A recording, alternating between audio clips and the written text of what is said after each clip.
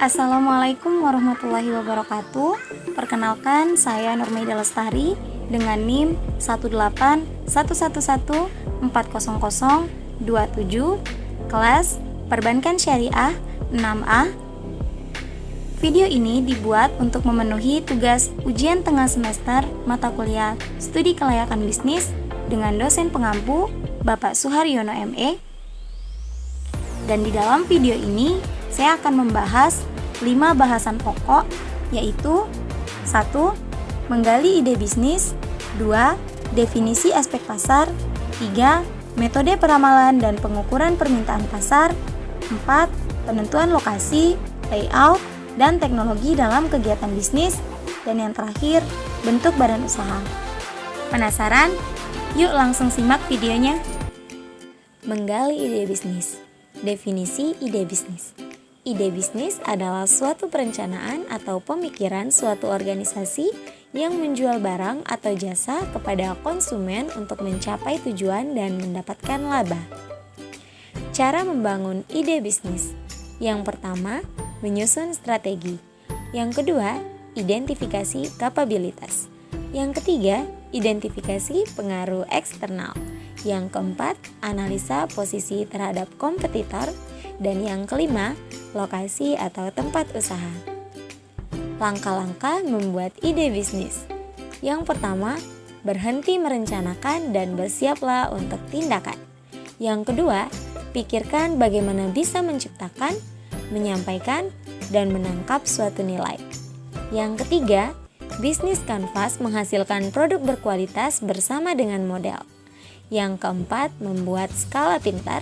Dan yang kelima, bersiap untuk gagal. Materi selanjutnya, definisi aspek pasar. Aspek pasar dalam studi kelayakan bisnis dan investasi membahas besarnya permintaan, penawaran, dan harga. Yang pertama, penawaran, yang dapat diartikan sebagai kuantitas barang yang ditawarkan di pasar pada berbagai tingkat harga. Yang kedua, permintaan, yang diartikan sebagai jumlah barang yang dibutuhkan konsumen yang mempunyai kemampuan untuk membeli pada berbagai tingkat harga.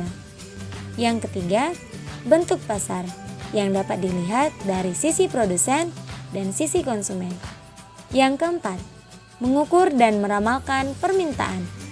Peramalan merupakan pengetahuan dan seni untuk memperkirakan apa yang terjadi di masa yang akan datang pada saat sekarang.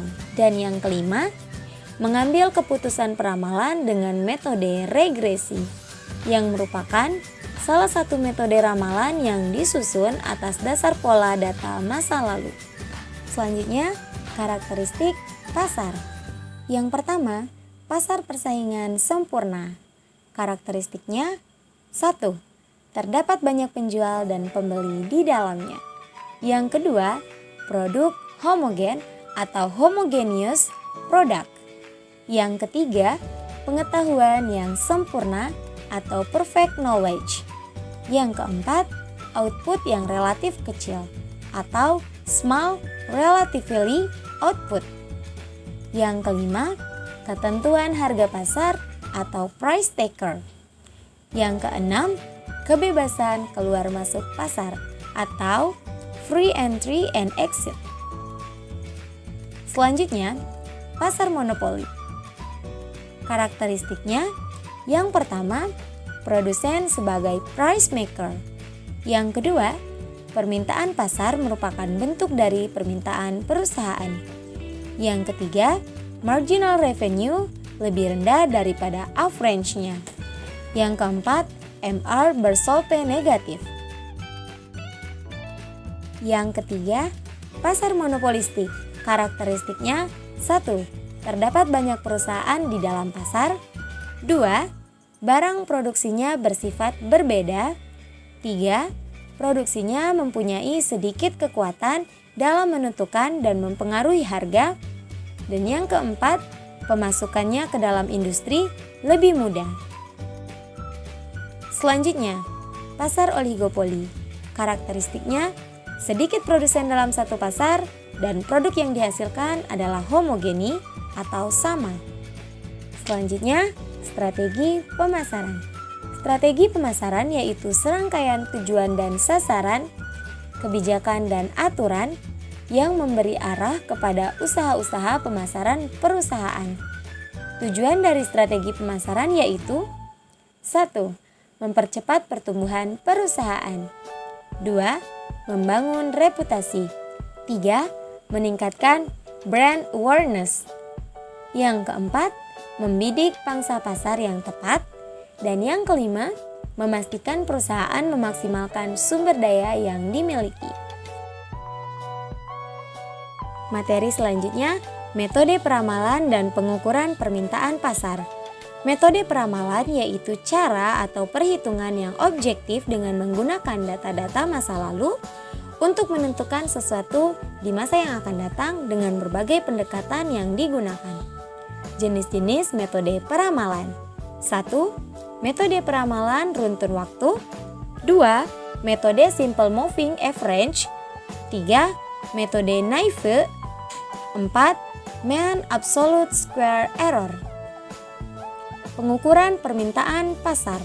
Perusahaan perlu mengestimasi 3 aspek dari permintaan pasar pada saat ini. Ada 3 metode praktis untuk mengestimasi permintaan ini, yaitu 1. Mengestimasi total permintaan pasar. 2. Mengestimasi wilayah permintaan pasar. Dan 3. Mengestimasi penjualan aktual dan pangsa pasar. Peramalan permintaan pasar. 1. Analisa ekonomi. 2. Analisa industri. 3. Analisa penjualan masa lalu. 4. Analisa peramalan permintaan. Dan yang kelima, pengawasan hasil peramalan. Selanjutnya, penentuan lokasi, layout, dan teknologi dalam kegiatan bisnis. Lokasi adalah tempat di mana bisnis akan dijalankan. Layout atau tata letak merupakan suatu proses dalam penentuan bentuk dan penempatan fasilitas yang dapat menentukan efisiensi produk atau operasi. Jenis-jenis lokasi dan layout.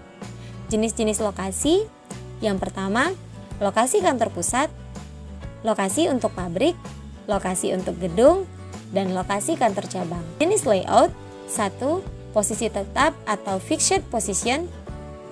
2. Orientasi proses atau process oriented. 3. Tata letak kantor atau office layout. 4. Tata letak pedagang eceran. 5. Tata letak gudang atau warehouse layout. Dan yang keenam, tata letak produk atau product layout. Aspek teknologi. Ada 3 aspek dalam teknologi. Yang pertama, teknologi perusahaan. Yang kedua, pemilihan mesin dan peralatan. Dan yang ketiga, aspek kualitas dan teknologi. Dan materi yang terakhir adalah bentuk badan usaha. Bentuk-bentuk badan usaha di Indonesia. 1. Badan usaha milik negara atau BUMN. Selanjutnya, badan usaha milik swasta atau BUMS. Selanjutnya, koperasi. Selanjutnya, yayasan. Jenis-jenis usaha. Ada 4 jenis usaha. Yang pertama, usaha mikro. Yang kedua, usaha besar. Yang ketiga, usaha kecil. Yang keempat, perusahaan menengah. Persyaratan mendirikan usaha. 1. Nama dari perusahaan Anda. Yang kedua, jelaskan pula bidang dan komoditi dari usaha. Yang ketiga, kalau ada banyak pemilik modal, maka siapkan pula nama-namanya. Yang keempat, klasifikasikan beberapa usaha Anda. Yang kelima, buatlah presentasi milik modal. Yang keenam, fotokopi KTP pemilik. Yang ketujuh, KK atau kartu keluarga. Yang kedelapan, NPWP pimpinan. Yang kesembilan, foto pimpinan atau direktur. Yang ke-10, surat domisili usaha. Yang ke-11, surat bukti kepemilikan tempat dan bangunan. Yang ke-12, nomor telepon. Dan yang ke-13, peta atau dena lokasi usaha. Demikianlah materi yang dapat saya sampaikan. Semoga video ini bisa bermanfaat. Lebih dan kurangnya saya mohon maaf. Wabillahi taufik wal hidayah. Wassalamualaikum warahmatullahi wabarakatuh.